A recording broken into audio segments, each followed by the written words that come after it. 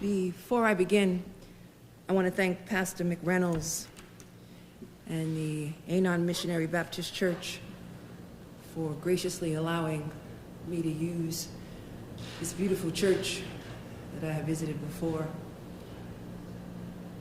When I was here in September, I made a commitment to the Prude family and the Rochester community that I would do everything in my power to ensure justice was served in the death of Daniel Prude. I made a commitment that we would engage in a thorough and exhaustive review of all of the facts and events that led to Mr. Prude's death. And I made a commitment to be as transparent as possible. In the course of our investigation, we concluded that there was sufficient evidence surrounding Mr. Prude's death to warrant presenting the case to a grand jury. We presented the strongest case possible, but today, the grand jury decided not to indict any police officer on charges related to Daniel Prude's death. I know that the Prude family, the Rochester community, and communities across the country will rightfully be disappointed by this outcome. My office presented an extensive case, and we sought a different outcome than the one the grand jury handed us today. We made every attempt to demonstrate the facts, but ultimately we have to respect the decision. I want to thank the members of the grand jury for their service. The criminal justice system has frustrated efforts to hold law enforcement officers accountable for the unjustified killing of unarmed African Americans. And what binds these cases is a tragic loss of life in circumstances in which the death could have been avoided. These incidents have challenged public confidence and trust in our criminal justice system. And history has unfortunately repeated itself again in the case of Daniel Prude. The criminal justice system is badly in need of reform. The system was built to protect and shield officers from wrongdoing and accountability. The system too often allows officers to use deadly force unnecessarily and without consequence. And that is a system that at its core is broken.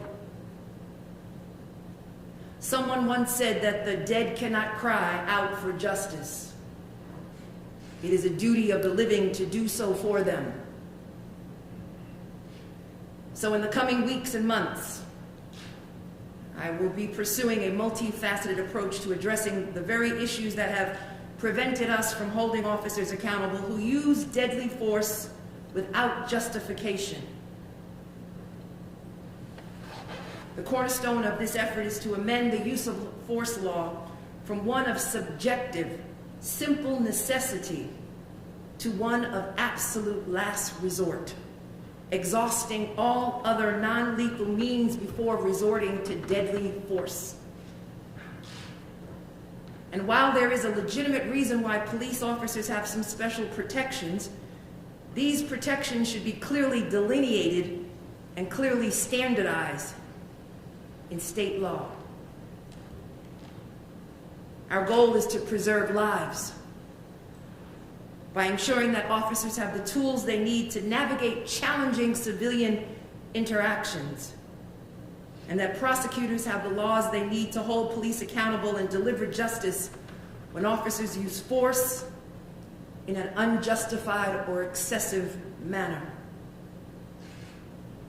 And so, one, we will seek to amend our law justifying use of force by police officers to ensure that officers only use lethal force as a last resort, again, exhausting all other non-lethal means.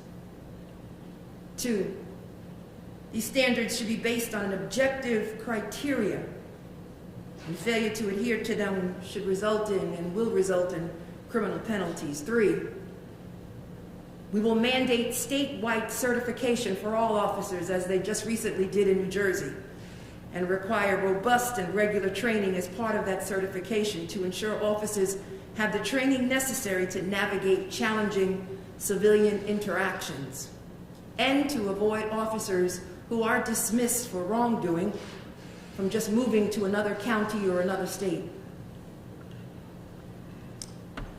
And when officers are fined for misconduct or found to have violated certain laws or standards, the state can revoke their certification to ensure these officers do not bounce again from one department to another.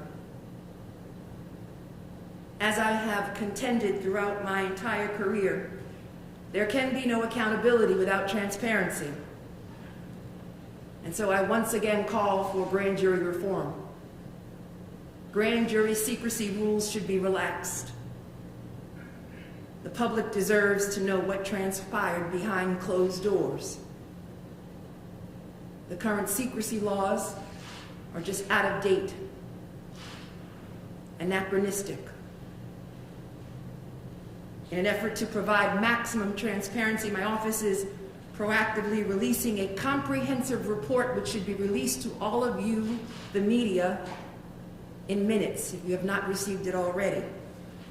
A comprehensive report about Mr. Prude's death, including a minute-by-minute account of the events on March 22nd and March 23rd, 2020, and all of the other evidence and facts that we collected over the course of our investigation outside of the grand jury process. And what that report depicts is a man in the throes of a mental health crisis who was literally crying out for help the only way that he knew. And his brother, Joe, he also placed a call for help. He didn't call for the police to come deal with a law enforcement crisis. He called for emergency medical professionals to deal with a mental health crisis. The officers who responded on March 22nd knew that Mr. Prude was experiencing this mental health crisis. And medical experts have recognized it as excited delirium, a state that can cause individuals to act irrationally. It can also put individuals at great risk of death if subjected to increased stress. Yet the officers who ultimately restrained Mr. Prude were largely unfamiliar with how to handle this type of medical emergency. And this is not a new or isolated problem. Throughout my 2 years as the Attorney General and as the Special Prosecutor, it is so unfortunate that we have repeated and observed similar cases all throughout the state with strikingly similar factual characteristics. Excited delirium is accepted by medical professionals and requires an immediate and coordinated response. All police officers, emergency dispatch providers, and EMTs must be trained to recognize the symptoms and trained to respond to it as the serious medical emergency it is. It is also my contention that the state should analyze spit hoods and whether or not they are appropriate in cases where individuals are experiencing mental health concerns. And while there was no evidence that the spit hood placed over Mr. Prude's head directly contributed to his death, it clearly added to his stress and agitation. We know that Daniel Prude was experiencing a mental health crisis, and the service that he received was devoid of compassion and trained professionals. My heart aches for the Prude family and for the countless others who have suffered just as they have. And so right after this press conference, I will meet with Mr. Prude's brother And during my time here in Rochester, I will also meet with local elected officials, criminal justice reform advocates, and faith leaders to discuss ways we can continue to fight for a more just system. The voices of individuals of goodwill must be heard. And they are marching and crying out for a criminal justice system that is fair and just. And so we must use boulders of righteousness and hammers of intentional activism and mallets of moral clarity to bend the arc, the moral arc towards justice, and bring real equality in our time for all of God's people. And I'm committed to effecting the change that is so desperately needed. And I promise you that I will be unshakable in my efforts to see it through. And with that, I'll take some questions. Okay, so we're gonna pass around a mic, okay? So you can just be patient with us. We're gonna take a few here. We're gonna get first one right here in the front. These are just on-topic questions. Yes. Thank you. Wendy Wright from Spectrum News. Hi. Thank you for taking our questions. Wanted to ask you if you have any more information in regards to why the grand jury chose not to indict. Were you able to learn anything more about specifics? So the information is subject to grand jury secrecy laws. And so it is under seal at this time. And although I wish, and as you know, have advocated for transparency, that decision is ultimately up to the judge. Attorney General Daniel Prude from the New York Times, could you please address whether you are personally outraged by this outcome of the grand jury, and whether you fear that this outcome might embolden officers or those who believe that no crime occurred? I am disappointed, extremely disappointed.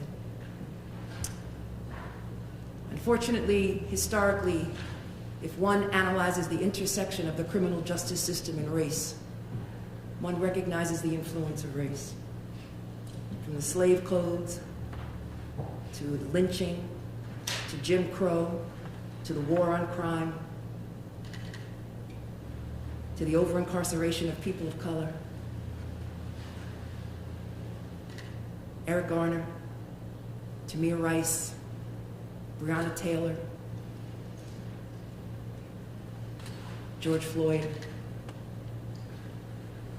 and now Daniel Prude. We need to have a conversation about this issue.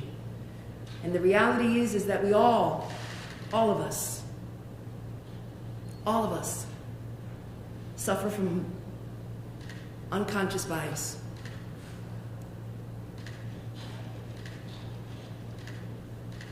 But we need to have there needs to be systematic change in the criminal justice system and policing in New York and all throughout this nation.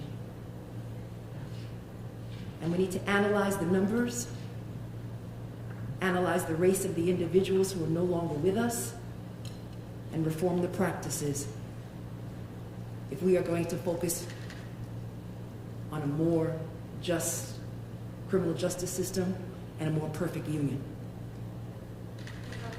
Attorney General James, Jen Lucy from Houston, DC. What crimes do you believe these police officers committed? What did you ask the grand jury to consider? Unfortunately, given that question, it is subject to grand jury secrecy, and it is currently under seal. And as I mentioned earlier, all throughout my career, I've advocated for transparency. And ultimately, that decision resides with the judge. But as a prosecutor yourself, personally, what do you believe the crime was here? I think, again, my personal opinion is irrelevant. The fact is, as a prosecutor and as a special prosecutor, one has to analyze the facts and apply the law.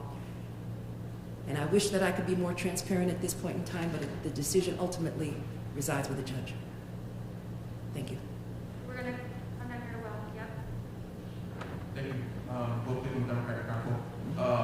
With everything that's going on in Rochester, what are you seeing in Rochester that you think needs to change? I mean, we see Mr. Prude, we've seen Christopher Pate before this, we've seen the 9-year-old who was just pepper sprayed. I mean, what sort of systematic changes do you think we need to see within the Rochester Police Department that aren't being addressed right now? So we can start with the package that I've laid out before you. Use of force standards. Coordinated mental health approach to individuals who are struggling with excited delirium. Analyze the use of spit hoods.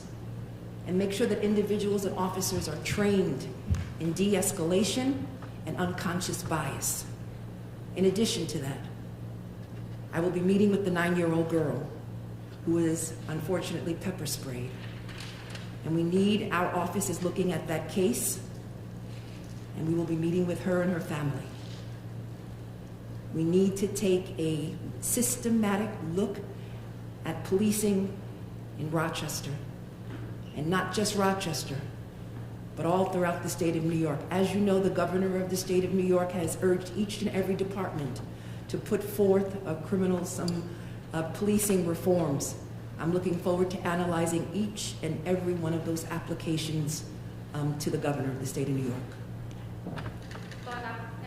Ms. James, I'm Joe with News 8. You've had a chance to Hi. you've had a chance to look into not only the details of the encounter itself, but the case as we saw it roll out over the months following.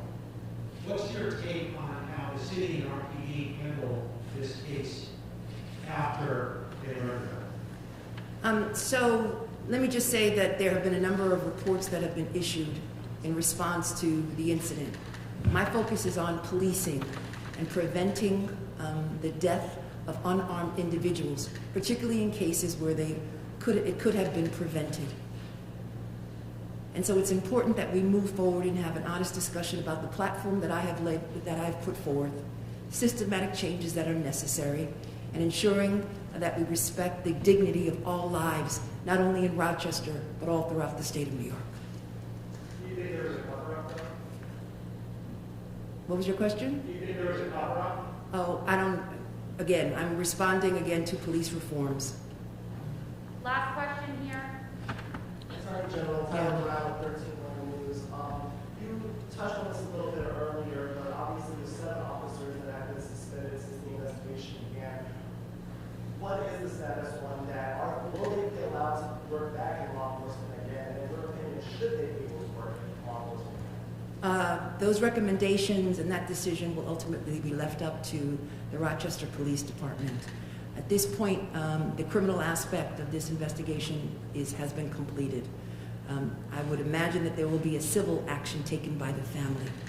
I'm hoping that the legislature will pass systematic reforms that focus on policing and that prevent the death of any other unarmed individual, particularly in cases where it could have been avoided, and particularly when individuals are unfortunately suffering from excited delirium. Thank you very much. With that said, thank you.